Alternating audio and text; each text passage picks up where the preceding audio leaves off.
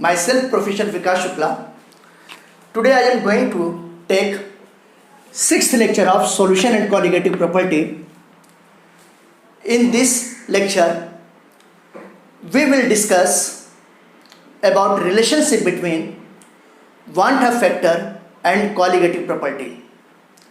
It is also called as the modified expression of colligative properties, and we know there are 4 different colligative properties: elevation in boiling point, depression in freezing point, ठीक है, relative lowering in vapor pressure and osmotic pressure. There are 4 different colligative properties. अब ये जो फॉर्मूले आपके सामने लिखे हुए हैं, ये फॉर्मूले में रिलेशनशिप है किसके बीच में? कॉलिगेटिव प्रॉपर्टी और वान 't हॉफ फैक्टर. यहाँ पे आप देखिए मैंने I लिखा हुआ है, I जहाँ पर भी है I स्मॉल लेटर से बना हुआ है, ये सभी वान 't हॉफ फैक्टर कहलाता है. मैंने आपको अपने प्रीवियस लेक्चर में बताया हुआ है वान 't हॉफ फैक्टर के बारे में कि वान 't हॉफ फैक्टर का सिंबल स्मॉल I होता है, ठीक है ना.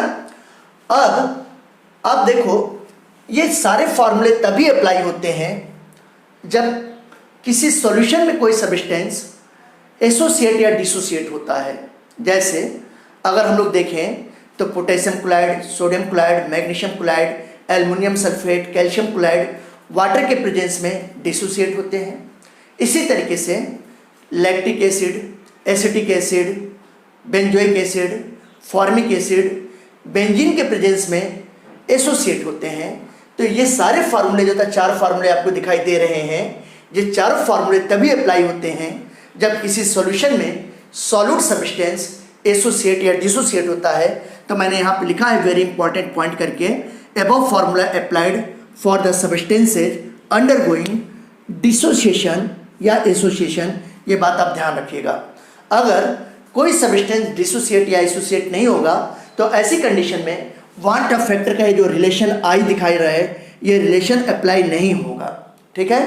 अब इन चारों फार्मूले का हम लोग वान 't हॉफ फैक्टर से रिलेशन देखते हैं. ये देखिए पहला मैंने लिखा है कि relative lowering in vapour pressure, RLVP short में इसको कहते हैं. ये क्या है? P0 minus PS divided by P0. ये कहलाता है relative lowering in vapour pressure कहलाएगा. P0 minus PS lowering in vapour pressure कहलाता है. Lowering in vapour pressure is not a colligative property, but when lowering in vapor pressure is related with the vapor pressure of pure component, solvent component, it is called as the relative lowering in vapor pressure, ठीक है ना. It is a colligative property. तो यहाँ पे relative lowering in vapour pressure का यहाँ पे आप देखोगे मोल फ्रैक्शन सॉल्यूट के साथ डायरेक्ट रिलेशनशिप होता है. तो यहाँ पे मैंने van 't Hoff factor I multiply कर दिया, ये रिलेशन आ गया. इसी तरीके से ये एलिवेशन इन बॉइलिंग पॉइंट है जिसको डेल्टा TB सिंबल से रिप्रेजेंट करते हैं. तो delta TB equal to KB into molality होता है.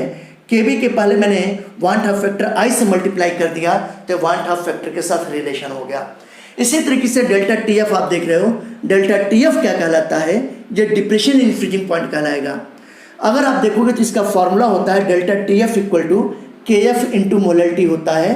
तो जब मैंने van 't Hoff factor I से मल्टीप्लाई कर दिया तो ये वान 't हॉफ फैक्टर के साथ रिलेशन स्टेब्लिश हो गया. इसी तरीके से ऑस्मोटिक प्रेशर जिसका सिंबल पाई है, तो pi equal to N2/V into RT होता है. और जब मैं I से मल्टीप्लाई कर दे रहा हूँ तो वान 't हॉफ फैक्टर के साथ रिलेशन हो गया.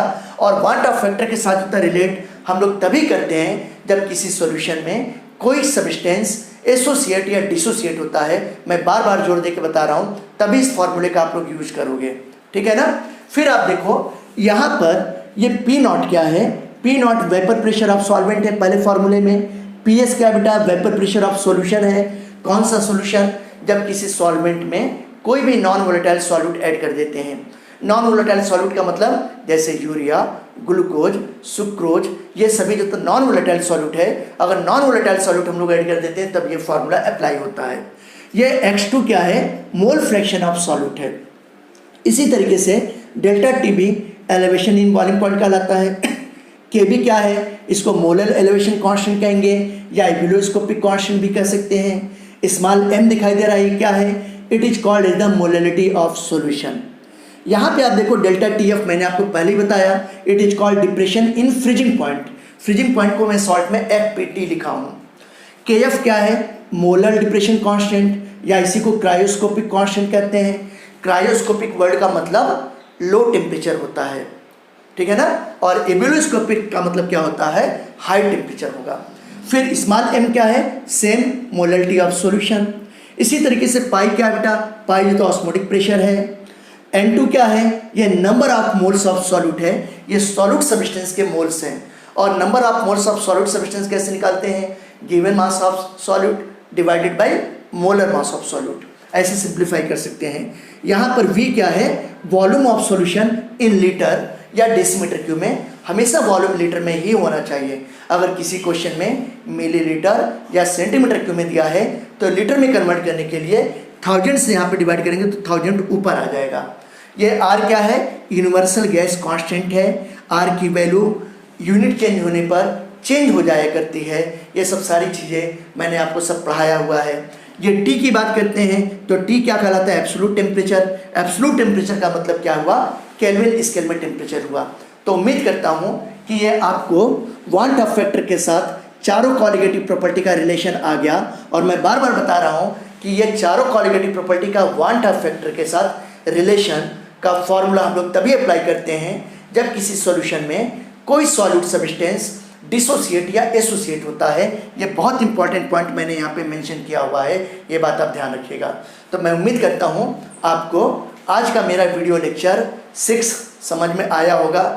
अगर आपको मेरा वीडियो लेक्चर समझ में आया है तो प्लीज़ मेरे केम फन चैनल को सब्सक्राइब कीजिए। CHEM कैपिटल लेटर में, FUN कैपिटल लेटर में सब्सक्राइब कीजिए। इसके अलावा मैक्सिमम लाइक कीजिए, मैक्सिमम शेयर कीजिए, कमेंट बॉक्स में अपने कमेंट्स लिखिए।